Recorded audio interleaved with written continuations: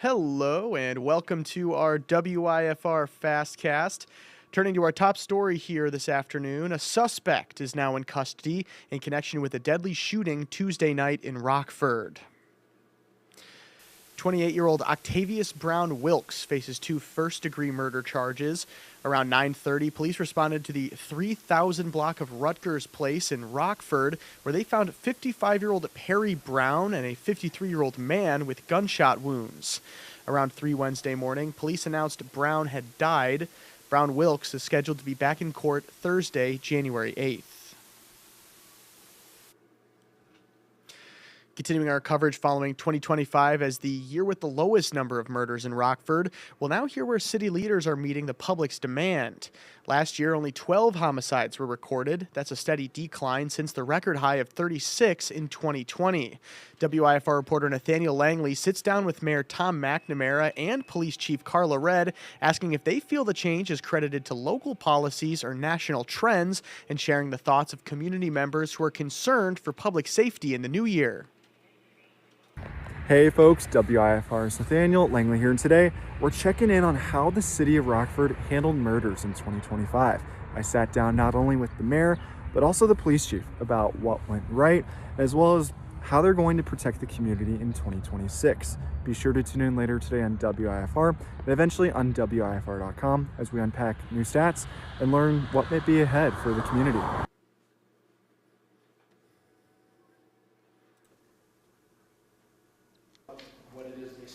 The trial of 43-year-old Byron man Dwayne Meyer is underway in Ogle County. Investigators say he killed his ex-wife Margaret Meyer and their 3-year-old son Amos in the 2000 block of Silverthorne Avenue in 2016. Meyer was later charged in their deaths in 2019. He faces 4 counts of first-degree murder, and jury selection in the trial began Monday. More details are released in the arson case of former 15th and Chris restaurant owner, that was James Purifoy.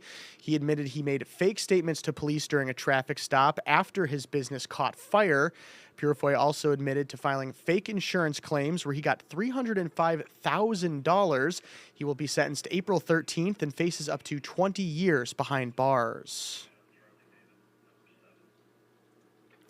The 17th Judicial Circuit Human Trafficking Court Response Team will host its second Standing Together Awareness is Raised, or STAR, event Friday, January 9th.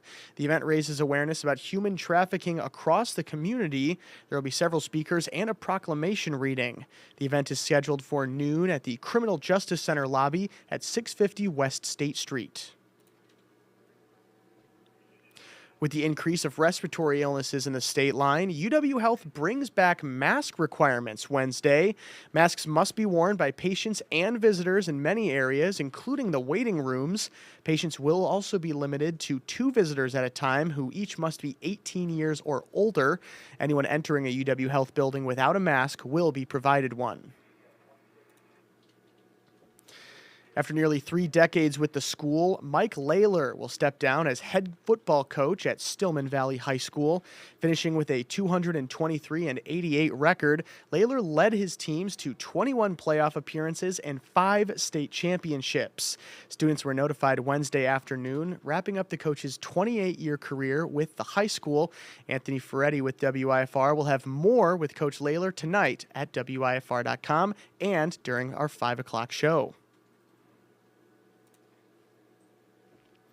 Schnucks customers and employees donate more than $180,000 to the Salvation Army through its Roundup at the Register program. Customers were about to round up their purchases to the nearest dollar, and the total number of purchases registered was around $167,000, and Schnucks added an extra $15,000 to top it off. Food Truck Tuesday could cross county lines once a new law is out of legal limbo. Local chefs and business owners are fighting for the Food Truck Freedom Act, which would regulate restaurants on wheels across the state. The law would allow counties and towns to create their own license and permit schemes, which would be valid with all other state jurisdictions, as well as health and fire departments. WIFR's Bria Walters speaks with a pair of area food truck operators about the fees associated with setting up a traveling restaurant and how other states have succeeded with similar plans. Hello everybody, this is WIFR reporter Bria Walters. I'm outside of Golden Fusion Egg Rolls. I spoke to the owners about House Bill 1052, the Food Truck Freedom Act, and how it can impact carts like theirs and other food trucks. I also spoke to the Olive Branch about how important this bill can be. You can watch our afternoon shows today to hear more. And we are certainly still on that winter weather roller coaster as we head further into our 2026. Let's take a look outside at our hour-by-hour timecast for the remainder of our Wednesday. So, taking a look at how things are shaping up out there. Ooh, yeah, we certainly are fluctuating a little bit here this afternoon and this evening. You can see right now, sitting at about 38 degrees here, and I know I said fluctuating, and even though, yes, we are going to be kind of going back and forth, up and down here, it doesn't seem like it's necessarily going to be too rampant here for our Wednesday. Again, sitting at about 38 degrees, and it does look like the warmest we're going to get here is about 39 degrees here. Taking a look, though, at the 5 o'clock hour, dipping down back into 37, 6 o'clock 37 again, jumping back up to 38 then for the 7 o'clock hour before we pretty much rest there at about 39, 38 degrees for the remainder of the afternoon. And then as we continue on into the overnight hours as well. Something else to note there, you can see those numbers with the percent symbols. Those are our precipitation chances, and it doesn't look like our First Alert weather team is really expecting any sorts of precipitation, be that obviously no snow because of the temperature that we've got here this afternoon. But of course, we also have to talk about the fact that it doesn't really look like there's really going to be any sorts of rain here at all whatsoever.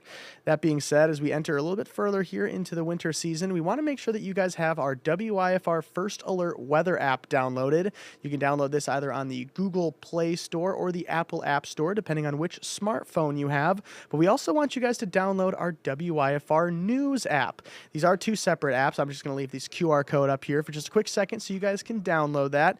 But the best thing that you can do once you do download both of those apps, you're going to want to hit allow notifications once you open both of those. Those little alerts that are going to pop up there right on your home screen or come down right from the top of your phone screen. All you got to do is just tap on that and it'll take you to the updated article either on WIFR News or our WIFR First Alert Weather app.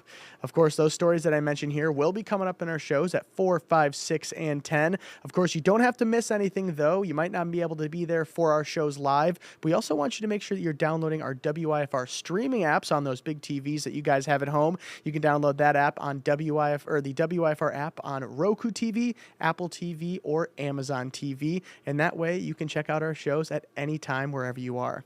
Thank you so much again for watching, and we'll see you coming up here very shortly for WIFR News First and Forward Sydney Staufragan. Thanks for watching.